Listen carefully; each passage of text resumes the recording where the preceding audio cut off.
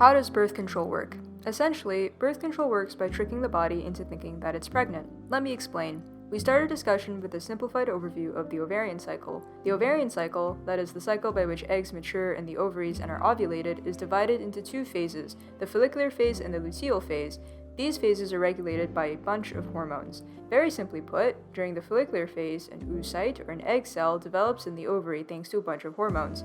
After this follicular phase, the oocyte is expelled from the ovary in a process called ovulation, leaving behind an important structure called the corpus luteum. After ovulation comes the luteal phase, in which the corpus luteum secretes a bunch of hormones. This ovarian cycle is closely linked to the uterine or menstrual cycle. The uterine cycle is a series of changes in the lining of the uterus, also known as the endometrium, that happens due to, you guessed it, a bunch of hormones.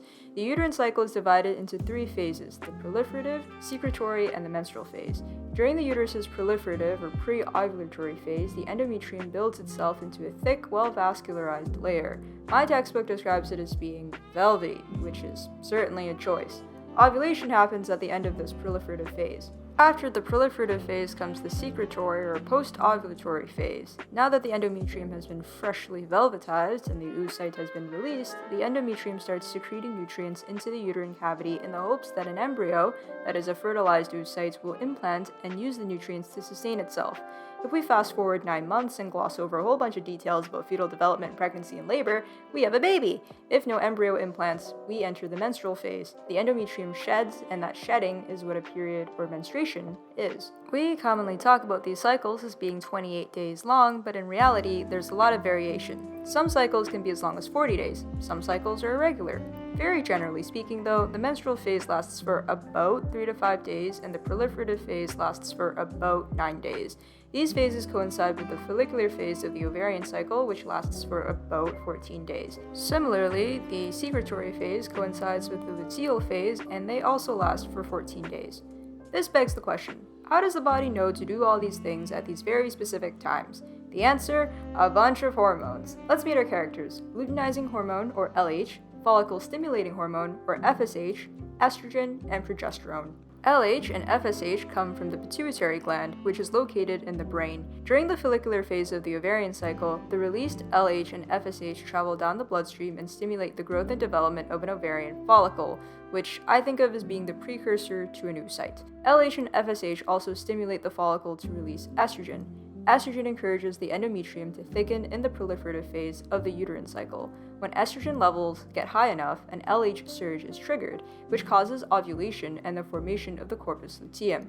The newly formed corpus luteum then releases estrogen and progesterone in what is now the luteal phase of the ovarian cycle. High levels of estrogen and progesterone inhibit LH and FSH release. This is an example of negative feedback. The progesterone that the corpus luteum releases causes the endometrium to secrete nutrients in the secretory phase of the uterine cycle. If no embryo implants, the corpus luteum degenerates, causing levels of estrogen and progesterone to decline. This causes the endometrium to shed in the menstrual phase of the uterine cycle, and the stage is set for all of this to repeat again. If an embryo does implant, the corpus luteum does not degenerate. It keeps secreting estrogen and progesterone to maintain the endometrium until the placenta develops and can take over this job. Again, if we fast forward 9 months and gloss over a whole bunch of details, we have a baby. That's how everything is regulated in a nutshell. There are technically some other hormones, and I'd encourage you to do more reading if you're interested. Sources are always in the description of my videos, but this video is about birth control, gosh darn it, and we need to get to answering the question at hand. How does birth control work? Birth control works by keeping levels of estrogen and progestin, a synthetic form of progesterone, elevated in the body, similar to what the placenta does in pregnancy. This was what I was alluding to before when I said that birth control essentially works by tricking the body into thinking that it's pregnant.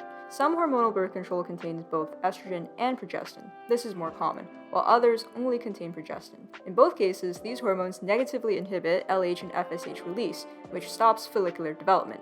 There's no LH surge, so there's no ovulation. No ovulation, no pregnancy. It's important to note that birth control also does things like thicken the cervical mucus, making it harder for sperm to work its way to the oocyte. No fertilization, no pregnancy. This is another mechanism by which birth control works. It's also worth noting that hormonal birth control is just one kind of birth control. And finally, it's definitely worth noting that hormonal birth control does not offer protection from sexually transmitted diseases. And that's how birth control works. Stay safe.